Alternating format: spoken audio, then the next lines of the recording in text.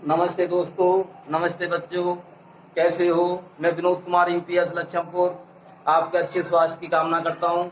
घर पर रहिए, सुरक्षित रहिए।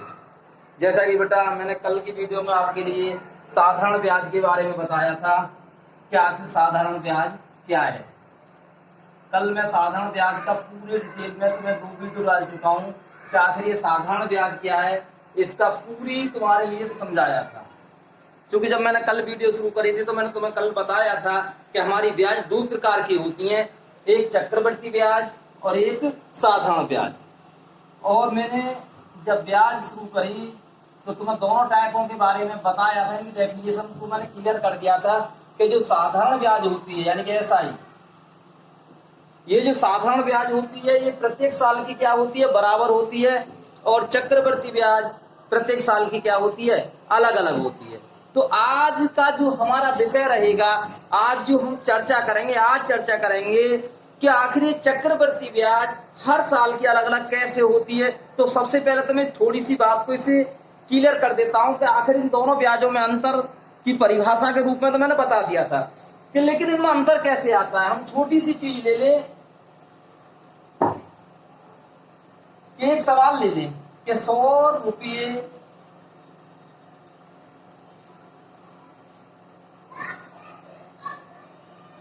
का साधारण ब्याज की 4% वार्षिक दर से 2 वर्ष का ब्याज बताओ। 2 वर्ष का क्या बताओ, ब्याज बताओ। तो यहाँ प्रत्येक साल का ब्याज कैसा रहता है, बराबर रहता है।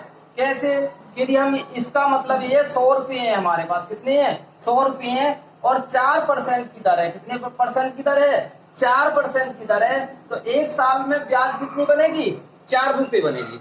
कितने रुपये बनेगी, 4 रुपये। तो एक साल की बन गई, फिर अगली साल की भी, दूसरी साल की भी कितनी बनेगी, 100 रुपये की कितनी बनेगी, 4 रुपये बनेगी।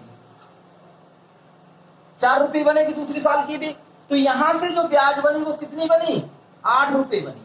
कितनी बनी, 8 रुपये। तो ये तो तुम्हारा क्या हुए, साधारण ब्याज की बात हुई कि साधारण ब्याज में कल मैंने ये बात क्लियर करी थी कि साधारण ब्याज प्रत्येक साल की क्या होती है, बराबर। जैसे 4% वार्षिक दर से, 4% वार्षिक दर का मतलब हुआ कि 100 रुपये हैं, कितने हैं, 100 रुपये हैं। तो 100 रुपये पे कितने ब्याज है, 4 रुपये की। अब इसी तरीका से हम इस पे यदि हम चक्रवृद्धि ब्याज निकालें तो चक्रवृद्धि ब्याज क्या होगी कि 100 रुपये पे एक साल की कितनी बनी ब्याज, 4 रुपये। ये उसी फॉर्मूले से निकाल लेना, एसआई के फॉर्मूले से 4 रुपये निकल के आएगी। मैं मान के करता हूं डायरेक्ट। तो इसकी कितनी हुई, एक साल की 4 रुपये। एक साल खत्म हुई। लेकिन चक्रवृद्धि ब्याज में बताया था कि प्रत्येक साल क्या रहती है, अलग अलग। तो जब दूसरा वर्ष शुरू होगा, जब दूसरा वर्ष शुरू होगा तो दूसरे वर्ष में जैसे मूलधन, ये पहले वर्ष के लिए मूलधन तो ये था, तो दूसरे वर्ष के लिए मूलधन कितना हो जाएगा, 100 + 4। तो अब जो ब्याज निकालेंगे हम कितने रुपए पे निकालेंगे, 104 रुपए पे। अब यहां से निकालें अगले वर्ष की ब्याज उसी फॉर्मूले से, एसआई बराबर P/100। तो अब हमारा P कितना हो गया दूसरे साल के लिए, 104 रुपए। समय वही एक ही साल, दर कितनी, 4/100 अब 100 से इसे काट लो या इसे इसमें गुणा कर लीजिए। 4 चौक 16 और 4 एकम 4/100, तो 4.16। इसका मतलब देखो पहली साल के लिए ब्याज कितनी बनी थी, 4 रुपये, और दूसरी साल के लिए ब्याज कितनी बनी, 4.16 रुपये बढ़ गई। इसी तरीका से 3 साल की बात होती तो फिर बढ़ जाती। तो बस दोनों ब्याजों में अंतर यही होता है कि चक्रवृद्धि ब्याज प्रत्येक वर्ष क्या होती रहती है, बदलती रहती है। और जो बदलती रहती है तो इसके लिए ही आज हम चर्चा करेंगे। अभी तो बस मैंने ये क्लियर करा कि आखिर ये दोनों ब्याजों में अंतर हम कैसे दिखा सकते हैं। तो बेटा यहाँ हम चक्रवृद्धि ब्याज में किस तरीका से हमने साधारण ब्याज निकालने का एक फॉर्मूला ड्राइव करा था, वैसे ही यहाँ एक चक्रवृद्धि, क्योंकि हम पढ़ाएंगे आज तुम्हें चक्रवृद्धि ब्याज। तो बेटा चक्रवर्ती ब्याज निकालने का फॉर्मूला क्या है? चक्रवर्ती ब्याज निकालने का फॉर्मूला क्या, उस फॉर्मूले की बात करें, क्योंकि यहाँ ड्राइव करने की आवश्यकता नहीं है, हमें क्या करना है, फॉर्मूले में वैल्यू रखनी है और उसका आंसर तुम बता देना है। तो यहां से जो फॉर्मूला होता है वो होता है, बताऊंगा मैं, A बराबर P 1 प्लस R बटे 100 की पावर n। ये जो चीजें लिखी हुई हैं इनका मतलब क्या है? A का मतलब होता है मिश्र धन। A का मतलब क्या होता है? मिश्र धन। P का मतलब कल बता चुका हूं, मूलधन।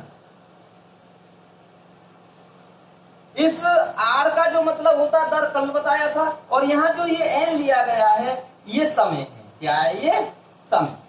अब बेटा इस फॉर्मूले से मिश्रण का फॉर्मूला है, ब्याज का नहीं है, डायरेक्ट ब्याज।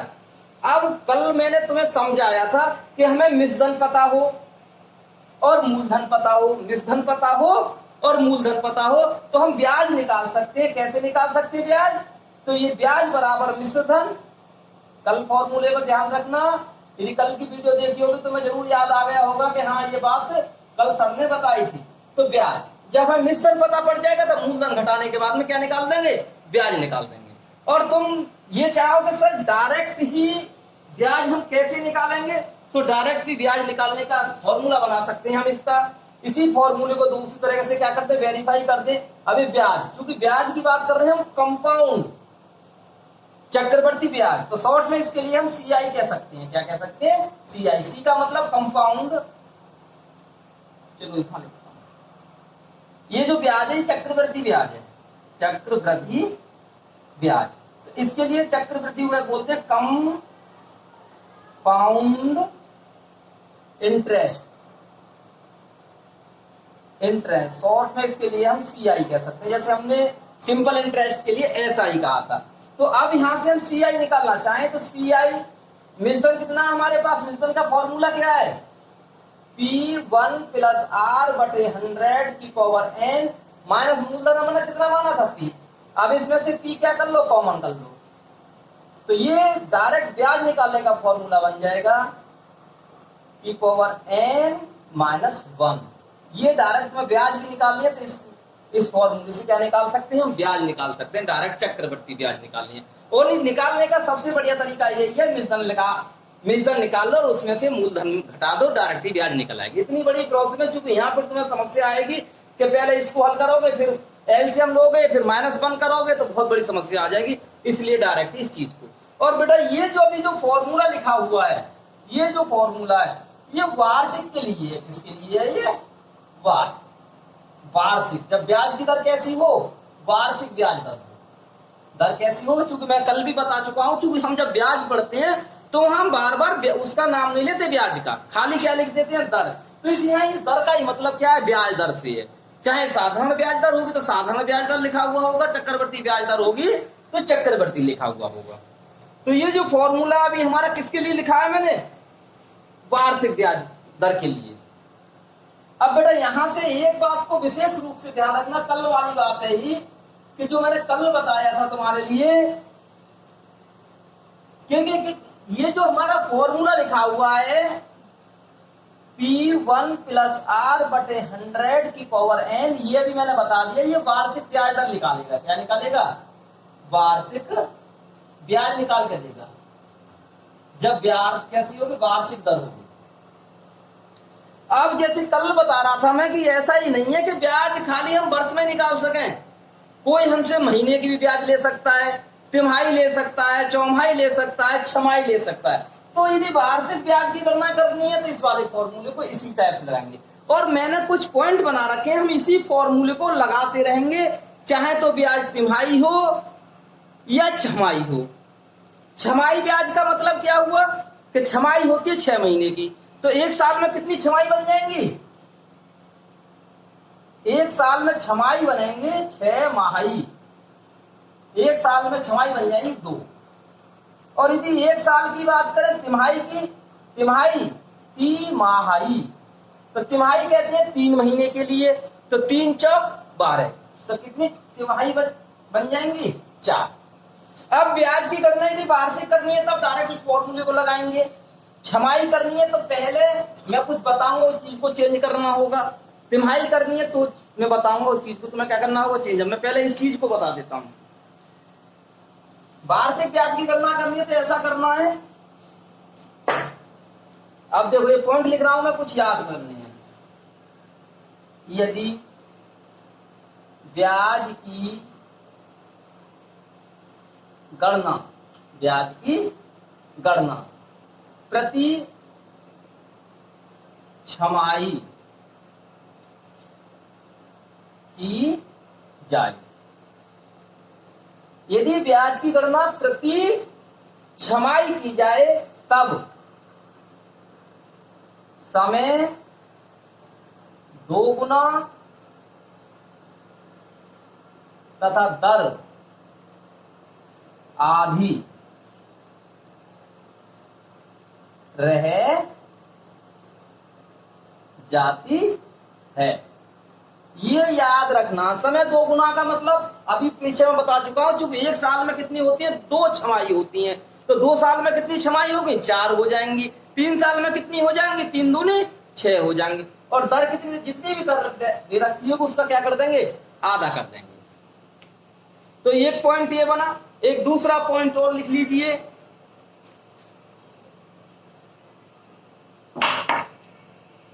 यदि ब्याज की गणना प्रति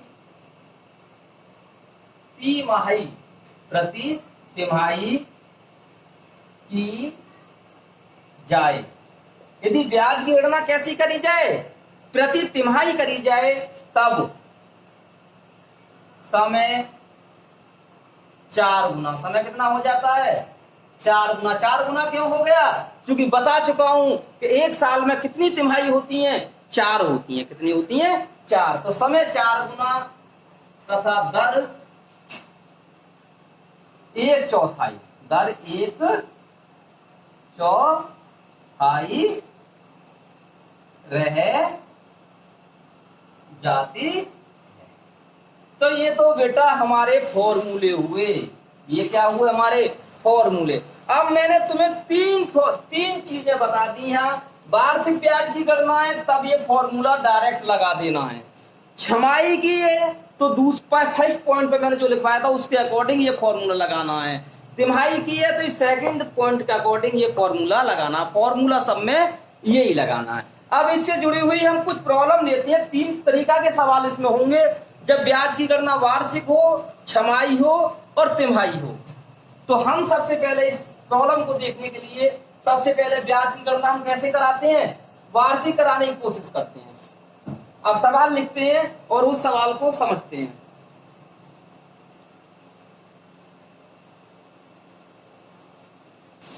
₹16,000 का सवाल है हमारा। ₹16,000 का 5% वार्षिक चक्रवृद्धि ब्याज दर से 2 वर्ष का चक्रवृद्धि ब्याज बताओ। देखो बेटा, ब्याज दोनों ब्याजों के बारे में सीख चुके हो, लेकिन ध्यान रखना जब सवाल हमें देता तो क्योंकि यहाँ तो हम 1 by 1 पढ़ रहे हैं तो हमें पता पड़ रही है कि हम चक्रवृद्धि पढ़ रहे हैं, तो यहाँ सवाल चक्रवृद्धि के पढ़ रहे होंगे, साधारण पढ़ रहे हैं साधारण पढ़े। लेकिन ऐसा कुछ नहीं है, सवाल को देखते ही तुम्हें पता पड़ जाएगी। सबसे लास्ट में आकर देख ले, ब्याज निकलवाएगा तब वो चक्रवृद्धि जरूर कहेगा कि चक्रवृद्धि ब्याज निकालो। यदि वो यहाँ नहीं कह पाएगा तो जो इसने वार्षिक ब्याज जो दी है वो कैसे यहाँ जरूर चक्रवृद्धि को क्या करेगा, डिनोट जरूर। लेकिन जब चक्रवृद्धि का सवाल होगा तो उसमें चक्रवृद्धि कहीं ना कहीं जरूर तुम्हें लिखी हुई मिलेगी। अपने आप से हिसाब नहीं लगाना, इसकी साधारण ब्याज निकालनी है या चक्रवृद्धि ब्याज निकालनी है। अब देखो यहां से हमारा, अब इसको हल करते हैं। बेटा ध्यान से देखना, इस वीडियो को ध्यान से समझना। मैं ये कहता हूं कि ये वीडियो यदि तुमने 2 वीडियो बनाऊंगा, 2 या 3 वीडियो, यदि 2-3 वीडियो सीख ली तो चक्रवृद्धि ब्याज कभी जीवन में भूल नहीं पाओगे। बस ध्यान ही रखना कि हर चीज को बड़े अच्छी तरह से समझना है, हल करना है। तो हमारा मूलधन कितना है यहाँ बेटा? यहाँ मूलधन है हमारा 16,000 रुपये। दर कितनी है? 5%। समय कितना है? 2 वर्ष। समय कितना है? 2 वर्ष। तो सबसे पहले हमारा वही फॉर्मूला ए बराबर पी 16,000। फॉर्मूले तुम्हें अब तुम यहां से क्या निकाल लो? सीआई निकाल लो। तो सबसे पहले तुम्हें फॉर्मूला लगाना। फॉर्मूला पीछे लिखवा दिया कि बार बार फॉर्मूला मैं नहीं लिख सकता, तुम अपना याद करके उसको लिखाना। पी लिख दिया 1 + R 5/100 की। समय कितना है? 2। तो ऊपर कितना लिख देंगे? 2। काट पीट कर लीजिए। 5 एकम 5, 5 दूनी 10, 20 बार कट गया। तब बेटा आप देखो यहाँ ये टर्म जो बन के तैयार हुई, ये ऐसे बन के हुई 1 + 1/20। तो 20 एकम 20 और 1 21। तो ये टर्म कितनी हो जाएगी? 21/20। और इसके ऊपर घात कितनी होगी? 2। इसका मतलब 21/20 कितने बार लिखना है? तुम्हें 2 बार लिखना है। जितनी घात लगी होगी, यहाँ 2 लगी हुई है 2 बार लिखना, 3 लिखी हुई है 3 लिखना है, जितने बार लगी हुई है। 21/20 और 21/20। अब बेटा हल करो जल्दी से। ये 0 2 0 कट गए, 2 8 16 और 2 40 कट गया। अब हमारा बचा यहाँ 40 और 21 की 21 में गुणा करते तो ये होता हमारा 441। 4 एकम 4, 4 चौक 16, 4 चौक 16 और 1 17। तो ये आ गया हमारा मिश्र धन। क्या निकल आया? ये हमारा मिश्र धन। मिश्र धन कितना आ गया हमारा? 17,640। ये क्या आ गया? हमारा मिश्र धन आ गया। अब बेटा मिश्र धन हमें मालूम पड़ गया, मूलधन हमारे पास है, तो अब हमें उस फॉर्मूले लगाने की जरूरत क्या है? तो सीधा सीधा हम क्या निकाल सकते हैं? अब यहाँ से चक्रवृद्धि ब्याज, और चक्रवृद्धि ब्याज में मैंने क्या बताया था? मिश्र धन में से मूलधन को क्या कर दीजिए? घटा दीजिए। 17,640 माइनस 16,000 बराबर कितने बचे? डायरेक्ट घटा दो 1,640। और घटाने या जोड़ने में कोई गलती हो सकती है, उस पर ज्यादा गौर नहीं देते, ये तुम्हें अब सही करने हैं। करिए। तो ये बचे 1,640 रुपये। ये तुम्हारी 1,640 रुपये क्या होगी? तुम्हारी ब्याज निकल। तो ये कब करी ब्याज? कब निकाली? जब ब्याज की गणना कैसे करी गई है? बार से। जब ब्याज की गणना कैसे करी गई? बार से। अब इसी सवाल को हम दूसरे तरीका से लिखते हैं। क्या लिखते हैं? दूसरे को। अब दूसरे तरीका से कैसे लिखते हैं? जब ब्याज की गणना कैसे करवा दे? वो छमाई करवानी शुरू कर दे। कैसे करवा दे? छमाई। बताएं।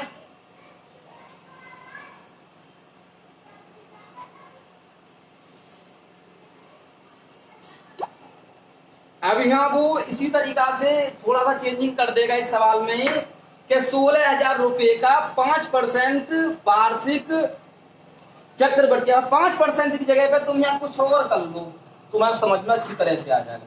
मान लो हम 4 कर लें। कितना कर लें? 4 कर लें, या 8 कर लें। चलो 4 ही कर लेते हैं। 4%। तो 16,000 रुपये का 4% वार्षिक चक्रवृद्धि ब्याज दर से 1 वर्ष का चक्रवृद्धि ब्याज बताओ, जबकि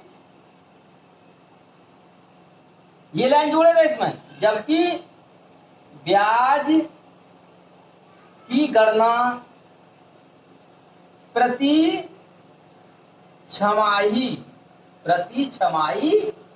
की जाए। अब ब्याज की गणना इसने कैसी कर दी? प्रति छमाही कर दी ब्याज की गणना। अब देखो हम इसको हल करेंगे यहां से। तो इसका मूलधन कितना है बेटा? मूलधन तो वो ही है, मेरा कुछ बदला तो है नहीं। मूलधन 16,000 रुपये। मूलधन कितना? 16,000 रुपये हो गया। दर 4%, समय 1 वर्ष, 1 वर्ष। अब बेटा उस फर्स्ट वाले कंसेप्ट पे आइए। मैंने ये बताया था यदि ब्याज की गणना कैसे करी जाएगी, प्रति छमाही की जाएगी। ब्याज की गणना कैसे करी जाएगी, प्रति छमाही की जाएगी। तो जो समय है वो तो दुगना हो जाएगा। जैसे कितना 1 है तो 1 का कितना हो जाएगा, 1 गुणा 2, दुगना का मतलब 2 हो गया।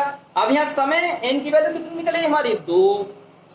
इसी चक्कर में वहां जब फॉर्मूला लिखते हैं a बराबर P1 प्लस R बटे 100 की पावर n, इसीलिए वहां लिखते हैं, वहां t नहीं लिखते। क्यों कि यहाँ कुछ वैल्यू घटती बढ़ती रहती है, वहां डायरेक्ट t की वैल्यू नहीं रखी जाएगी। अब समय दुगना और दर कितनी रह जाती है, आधी। आधी का मतलब 2 का भाग दे दो, तो 2 का भाग दोगे तो कितना हो जाएगा, 2%। अब हमारे नई वैल्यू क्या रखी जाएंगे, n की जगह पे वैल्यू रखी जाएगी ये जो हमने बनाई है, r की जगह वैल्यू रखी जाएगी ये जो हमने बना के तैयार करी है। अब इस वैल्यू को उसमें पुट करते हैं, a बराबर P1 प्लस r अब कितना रह गया हमारा, 2 बटे 100 और n 2। बेटा फिर काटो, 2 एकम 2 और 50। अब बेटा ये तो लाइन तुमने कल पहले भी करी थी, अभी थोड़ी देर पहले हल, क्या 50 एकम 50 और 1 51, 50 एकम 50 और 1 51, और 51 बटे 50 की घात कितनी होगी, 2। कितनी हो गई, 2। तो 51 बटे 50 कितने बार लिखना पड़ेगा, 2 बार लिखना पड़ेगा। कितने बार लिखना पड़ेगा, 2 बार लिखना पड़ेगा। अब इसको तुम क्या कर दोगे, हल कर दोगे। क्या करना अब तुम्हें, ये हल। अब बेटा मैंने बता दिया था कैसे काट पीट करनी है, इसको हल करके लिख लेना, वही तुम्हारा क्या आ जाएगा, मिश्रण आ जाएगा। क्योंकि यदि इसकी मैं गुणा भाग में करना शुरू करूं तो बहुत वक्त लग जाएगा। थोड़ी छोटी सी तो गुणा हो जाएगी आराम से, 1 0 ये 0 में काट दूंगा यहां से, और जी 5 तिया 15, कितने बचे, 1 5 दूनी 10, 5 तिया 15 5 दूनी 10, कितना कट गया। अब फिर भी रह गया तुम्हारे पास हल करने के लिए, कितना रह गया, 32 गुणा 51 गुणा 51 बटे कितने रह गए, 5 रह गए। 1 5 तो हमने काट ही लिया। अब भी बेटा इसको हल कर लेना, ये तुम्हारा मिश्रण निकल आएगा, और मिश्रण निकलने के बाद में 16,000 रुपये उसमें से घटा दोगे, तुम्हारी क्या निकल आएगी, ब्याज निकल आएगी। ये तुम्हारा कौन सा हुआ, प्रति छमाही की बात करेंगे तो ऐसा तुम्हें करना होगा। अब एक चीज क्या बचती है इसमें, प्रति तिमाही। क्या बचती है, प्रति तिमाही। प्रति तिमाही की जब बात करते हैं तब देखो बेटा मैं बता चुका हूं तिमाही कितनी कितने की होती है, तिमाही होती है 3-3 महीने की। तिमाही कितने की होती है, 3-3 महीने की। यदि किसी सवाल में मास भी दे रखी है तो उन मासों की भी तुम तिमाही बना सकते हो। 6 महीने दे रखे हैं तो 2 तिमाही बन गई, तो एन की कितनी होगी, 2 हो गई। और यदि पूरी साल ही दे रखी है तो सीधी सीधी बात है तुमको 4 गुना करना है। अब जैसे सवाल लिखते हैं एक,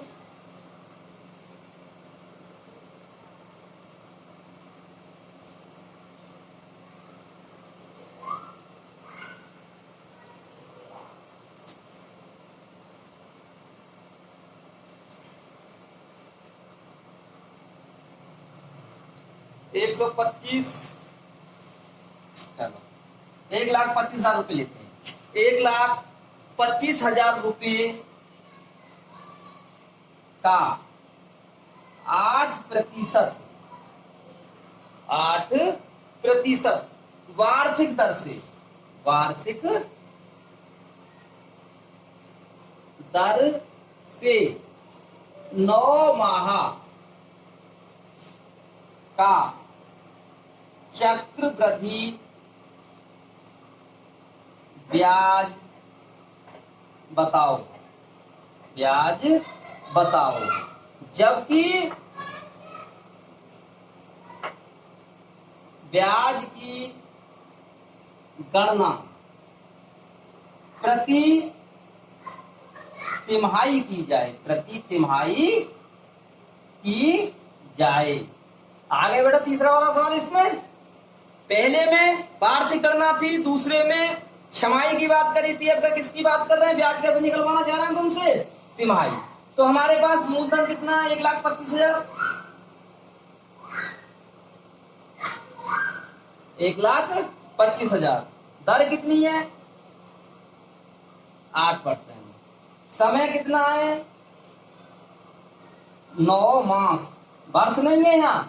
अब तुम इसका भी 4 गुना करना शुरू कर दो। यदि यहाँ वर्ष होती तो 4 गुना कर देते, लेकिन यहाँ क्या महीना है? कितना है? महीना। तो मैंने ये बताया था कि 3 महीने की क्या बनती है? तिमाही बनती है। तो 9 महीने कितनी तिमाही बन गई? 3 तिया 9। तो बेटा ये n की वैल्यू कितनी हो गई? यहाँ 3 हो गई। यदि यहाँ 12 महीने होते तो 12 महीने में सीधी सीधी कितनी होती? 4 हो जाती। समय 4 गुना और दर कितनी रह जाती है? 1/4। 1/4 का मतलब है इसमें 4 से भाग दिया तो 4 दूनी 8। तो दर कितनी रहेगी हमारी? 2%। कितनी रहेगी? 2%। फिर उस फॉर्मूले में रख दो A बराबर P 1,25,000 1 प्लस R बटे 100 की पावर 3।